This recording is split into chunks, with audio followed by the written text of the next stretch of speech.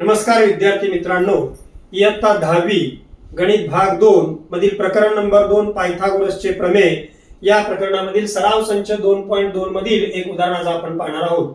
हे उदाहरण जे ते बोर्डाच्या परीक्षेला 3 किंवा 4 मार्काला विचारतात। उदाहरण काय दिलंय पहा।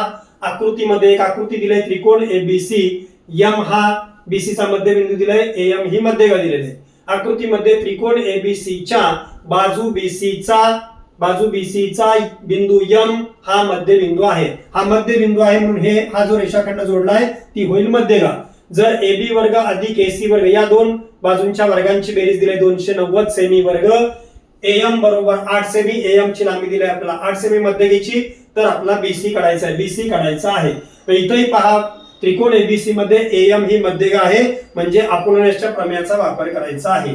त्रिकोण एबीसी मध्ये रेख एम ही मध्यगा आहे म्हणून अपोलोनियसच्या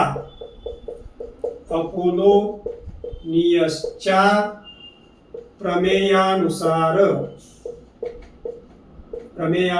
अपोलोनियसच्या प्रमेयानुसार पहा अपोलोनियसचं प्रमेय काय, तर मध्यगेच्या ज्या बाजूचं विभाजन झालंय बीसी चं ते सोडून उरलेल्या दोन बाजू त्रिकोणाच्या आहेत एबी आणि एसी, म्हणजे मध्यगेच्या साइडच्या बाजू त्यांच्या बाजूंच्या वर्गांची बेरीज करायची आहे। म्हणजेच एबी वर्ग अधिक एसी वर्ग बरोबर दुप्पट करायचे उजव्या बाजूला 2 मध्यगेचा वर्ग म्हणजे एम वर्ग, 2 एम वर्ग अधिक 2 हे दोन समान भाग झाले, त्यातला एक भाग घ्यायचा आहे 2 बीएम वर्ग। विद्यार्थी मित्रांनो इकडे लक्ष ठेवायचं, डावीकडे 2 ने गुणायचं नाही, डावीकडे या दोन बाजूंच्या वर्गांची बेरीज बरोबर उजवीकडे मात्र दोन्ही पदांना 2 ने गुणायचं। 2 मध्यगेचा वर्ग अधिक 2 हे दोन समान भाग झाले, त्यातला एक त्याचा वर्ग। आता आपण किमती ठेवू। एबी वर्ग अधिक एसी वर्ग याची किंमत दिली, दोघांच्या वर्गांची बेरीजच दिली डायरेक्ट 290 बरोबर 2 एम ची लांबी दिली आपल्याला 8 म्हणून 2 गुणिले 8 कंसाचा वर्ग अधिक 2 बीएम वर्ग। आता इथं म्हणून 290 आहे तसंच बरोबर 2 आहे तसंच गुणिले 8 चा वर्ग मिळेल आपला 88 64 अधिक 2 बीएम वर्ग। आता आपल्याला इथं या दोघांचा गुणाकार करायचा आहे, पुढची स्टेप येईल म्हणून 290 आहे तसंच बरोबर 2 ने 64 ला गुणायचंय, बे चोक 8 आणि बे सख 12 128 मिळेल अधिक 2 बीएम वर्ग। आता आपल्याला बीएम ची किंमत काढायची म्हणून 128 ची पहिल्यांदा बाजू बदलायची आहे, 290 आहे तसंच 128 उजवीकडून डावीकडे आलं की अधिकचा वजा होईल, वजा 128 बरोबर 2 बीएम वर्ग। आता दोघांची आपल्याला वजाबाकी करायची आहे, ती वजाबाकी आपण कच्ची बाजूला करायची आहे पहा 290 वजा 128, 10 मधून 8 गेले 2 राहिले, हातच्या आला 1, 9 मधून 3 गेले उरला 9 मधून 3 गेले 6 उरले आणि 2 मधून 1 गेला 1, अशी यांची वजाबाकी मिळेल 162 बरोबर 2 बीएम वर्ग। आता आपल्याला 2 ची बाजू बदलायची, 2 आणि बीएम च्या मध्ये गुणाकाराची क्रिया आहे, 2 इकडे आले भागिले होईल 162 भागिले 2 बरोबर बीएम वर्ग।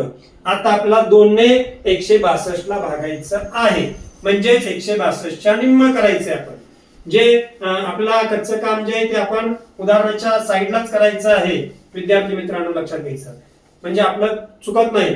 2 ने पहिल्या 16 ला भागलं तर मिळेल बे 8 16 आणि 2 ने 2 ला भागलं की बे 1 बे, असं 81 उत्तर मिळेल आपला बरोबर बीएम वर्ग।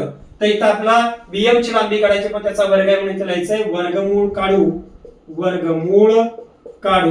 मग आपल्याला दोघांचाही वर्गमूळ काढायचं, 81 चं वर्गमूळ मिळेल आपल्याला 9 कारण 9 चा वर्ग 81 आहे, 81 चं वर्गमूळ 9 बरोबर बीएम वर्गाचा वर्ग जाईल, बीएम राहील। अशा प्रकारे बीएम ची लांबी मिळाली आपल्याला 9, पण आपल्याला विचारलंय काय, बीसी विचारलंय। बीसी म्हणजे बीएम च्या दुप्पट आहे म्हणून इथं लिहायचं आपला बीसी बरोबर कुणाच्या दुप्पट आहे विद्यार्थी मित्रांनो, तर 2 बीएम च्या दुप्पट आहे म्हणून बीसी आहे तसंच बरोबर 2 गुणिले बीएम ची लांबी मिळाली आपल्याला 9 म्हणून बीसी बरोबर 2 आणि 9 चा गुणाकार 2 9 18, इथं एकक सेमी दिले म्हणून सेमी एकक लिहायचं आहे, एकक लिहायला विसरायचं नाही, नाहीतर त्याचा अर्धा मार्क कट होतो।